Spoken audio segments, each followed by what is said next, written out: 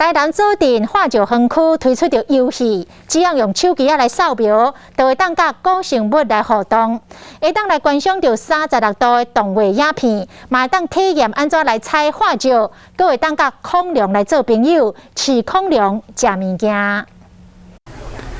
台南指定化学园区为了要民众甲囡仔来到这，会使了解各种古生物的化石，所以讲推出 AI 游戏，只要透过手机扫每一个游戏的地标，就会出现9个游戏甲6个关主，用电脑风实境技术甲民众做互动。那我们每一个关卡呢都有不同的，就是例如说像简化石啊，或者是拼图啊。 用每一个关注来甲古生物做互动，也是欣赏360度动画影片，即卖使透过其中游戏了解甲体验，免啊为采集化石、分类、清洗、排列以及饲恐龙的动作。这边是草原猛犸象，然后拍了，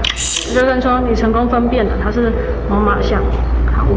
然后这个时候他就请你拍剑齿象，那就是刚刚那一只，这一只，那就是拍照。 然后他说你成功分辨了，对，就是等于说你破关了，然后就告诉你说这2只的区别。